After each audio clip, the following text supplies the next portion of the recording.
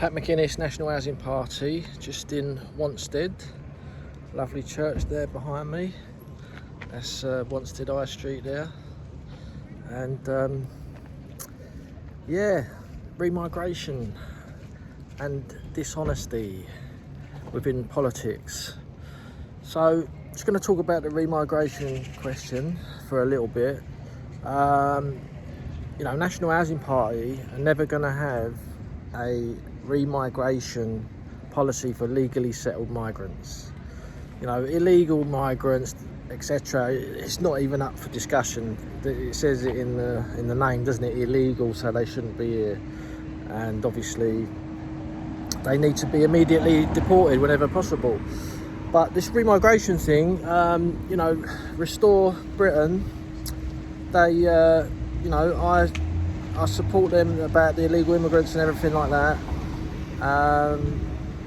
But I don't think they're ever going to have I've been told by one of their organisers that they're never going to have a policy of deporting legally settled migrants. Now, there's a lot of people on the scene who are continuously obsessed with this remigration, total remigration, whatever, yeah? And I just find it very weird and very strange why these people don't just go into the National Front. And the National Front are still a registered party, they still stand candidates, and they have always had a total remigration policy. And, you know, Tony Martin is the leader, very decent nationalist. I've met him a few times, very nice bloke. You know, I think it's really a discredit for all these people to keep going on about this, and they're not going to help him do it in the correct way as they want to do it. You know, what are they waiting for? What exactly are they waiting for? There's a party there available because Restore are not going to have that policy. And I'm thinking of joining Restore eventually, but I don't think I'm going to be happy to join if they're going to be campaigning. I mean, at this stage, there's not one councillor elected in the country with a stop permanent settlement immigration policy in their party. It's not. We haven't got one councillor anywhere in the country like with our way of thinking. And people want to deport 20 million people to the policy. It's just, I just find it. I understand why they have the feelings, but technically and as a political message, it's just completely.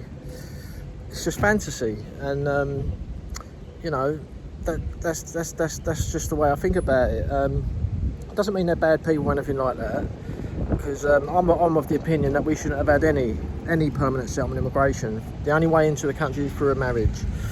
So I don't think any of this immigration was good for the country in any way, shape or form. However, there's 20 million people now settled second, third, fourth generation, and sometimes you've got to accept the things you cannot change sometimes.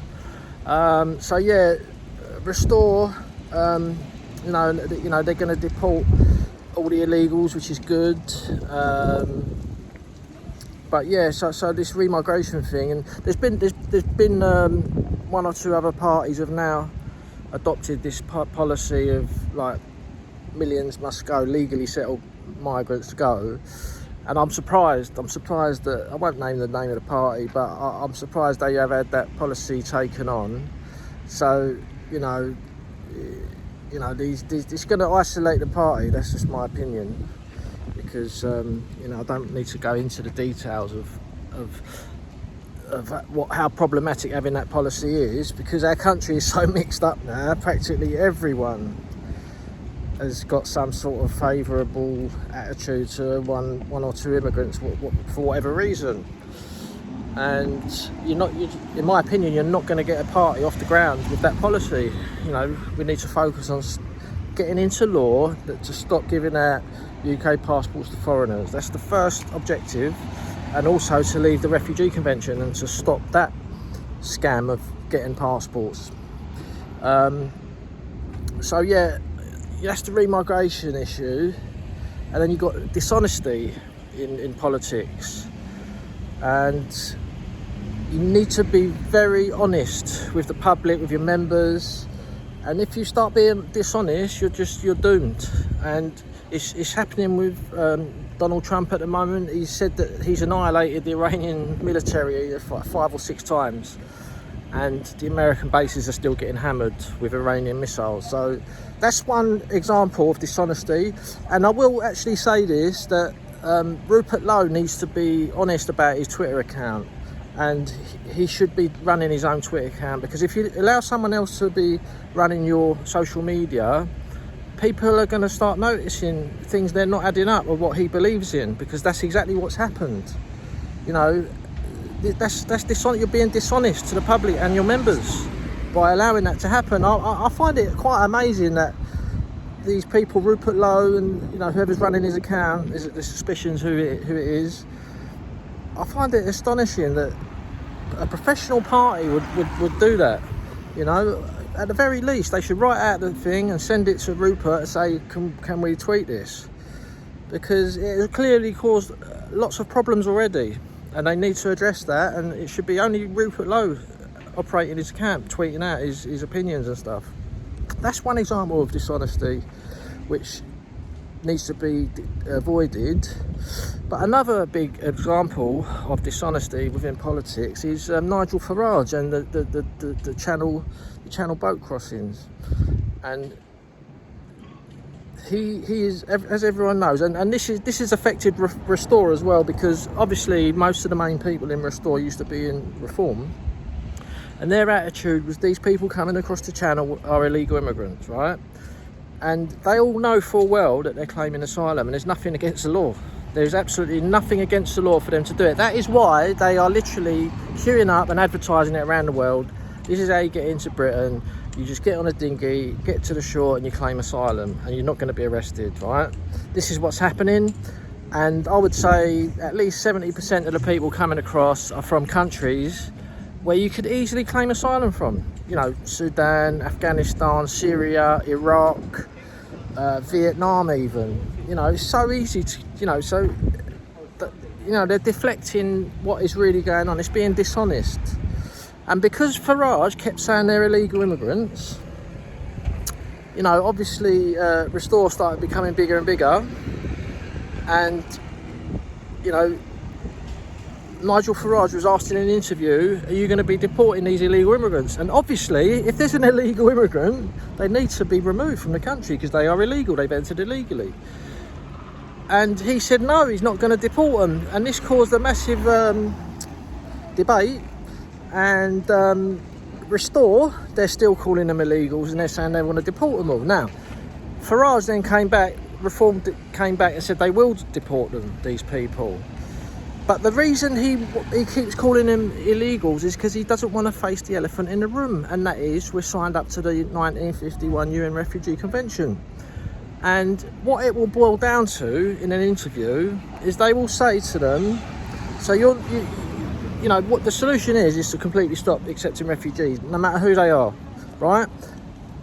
So it would boil down to, in an interview, they would say to Nigel Farage, so are you saying that if Israel lost their war against Iran or whoever, are you saying you wouldn't take Jewish refugees? Is this what you're saying? And he knows that. And they'll link it to World War II as well. And he hasn't got the bottle to say, well, actually, no, we don't. We're more interested in saving our country than saving refugees. And he won't say that. That's why he kept calling them illegals. To Restore's credit, they have said they're gonna scrap the whole asylum system in the UK. So the correct approach, which National Housing Party's policy is, they are claiming asylum, right? And we want to stop it. We want to leave the convention, and once we've left the refugee convention, then they will be illegal, and then they can be detained and removed. But until we get that into law, they're going to keep flooding across, and we need to campaign to stop accepting refugees. That's what everybody should be doing, not saying that we want to stop illegal immigration.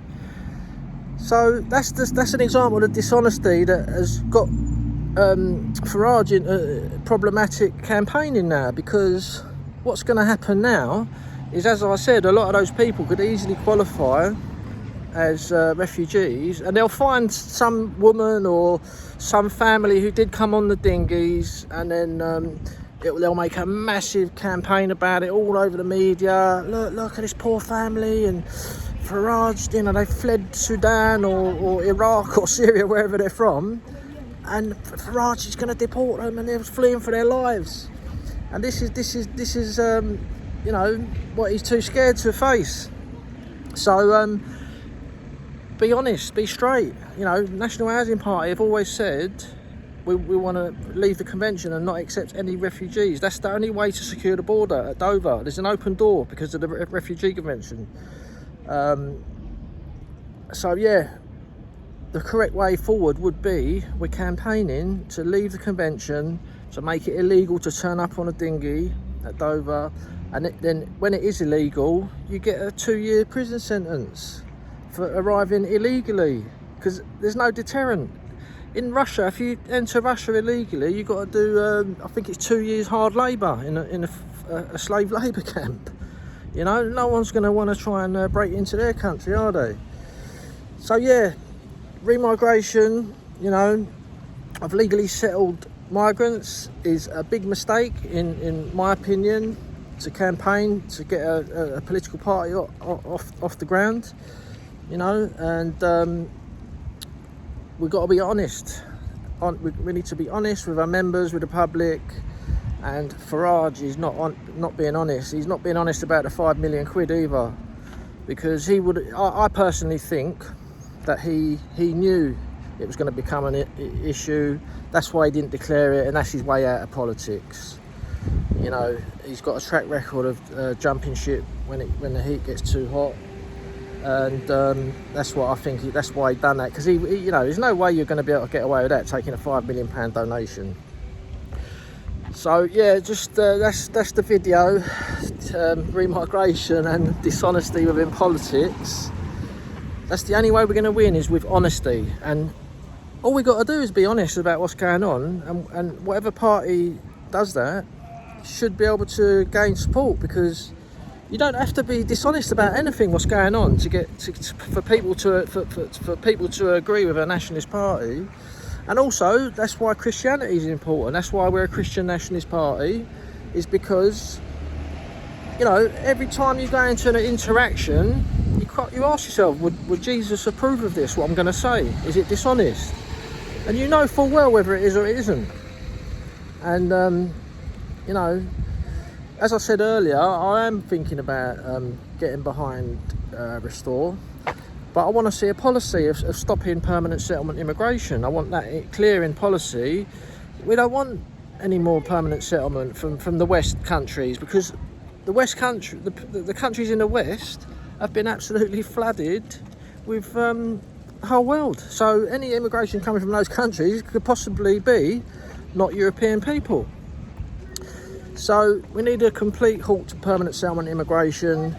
We need to get it set in law. We need it in the constitution, so if another party does get into power, they can't then start opening the floodgates again, because that's what they'll do. This is what they will do. So yeah, if you want to join us, come and join us. We're openly anti-Zionist party, and I think that is the gap that we could succeed on with anti-Zionism. Nick Fuentes, although he's gone a bit dodgy recently, he's basically the most popular independent right-wing commentator on the internet, and he done it through anti-Zionism, Christian nationalism and anti-Zionism. So some people think we shouldn't talk about it, but I think we should, and I think that's the gap we can exploit. And you know, other people may not want to speak about it. That's up to them, but you know, we've been dragged into wars and all sorts because of Zionism. You know, we're trillions in debt. We're our media's run by them. There's anti-white agenda coming out of the media, anti-Christian agenda coming out of the media, and these people are running the media. They're Zionists, and you know, it's so obvious. And people need to speak out about it. People are scared to speak out about it. But the National Housing Party are not scared to speak out about it.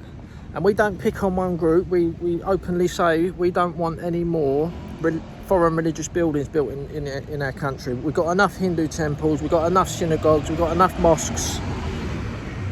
The only new religious premises that should be opened, which should be Christian for Christians.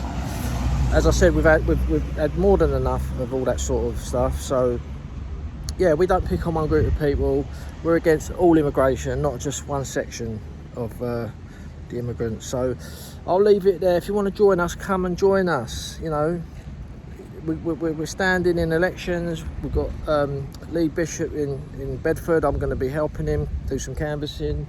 Got John Lawrence in Oldham, and we've got another candidate in Oldham in St Mary's ward, I believe.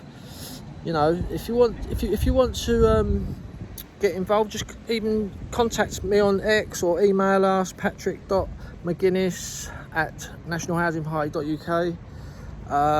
If you want to join, it's £22 a year. You can get that on our website, nationalhousingparty.uk. Especially if you're an anti-Zionist, yeah? You've got to come and join us. There's so many people out there. This is another thing I wanted to say. There's so many people out there who are saying, they're all like moaning about everything, but they're not joining a party. We're going to wait until that one gets bigger or this one gets bigger. No, you need to join now and give credit to the people already in those parties and give them a motivational lift by joining the party. You know, you join, if you're not happy with the party, go to another party. But you can't be sitting on the sidelines doing nothing, because I think there's enough people. If they all join the parties, we would make a big difference. And you know, we're pressure groups. You know, you got Restore Britain.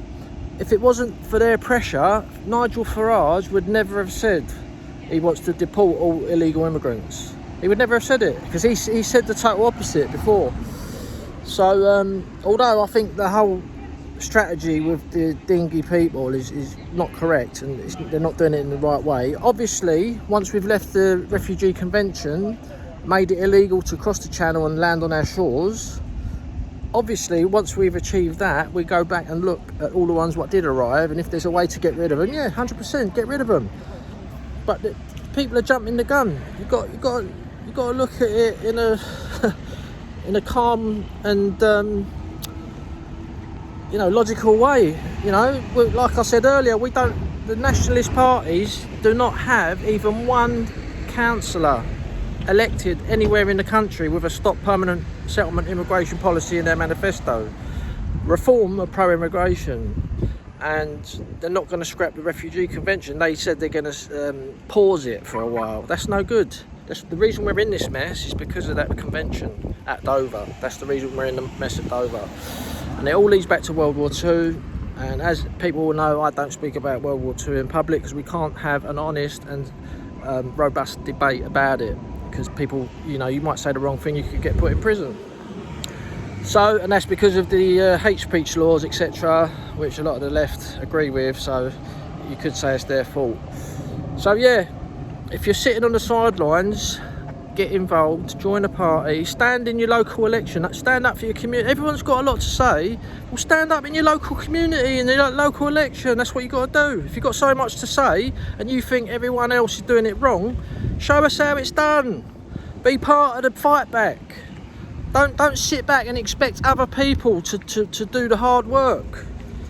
And we can only do it as one big group rather than a small group. A small group's not going to get anywhere. So anyway, I've rambled on a little bit there, and thanks for watching, and just never forget, yeah, that Jesus Christ is King. Thank you very much.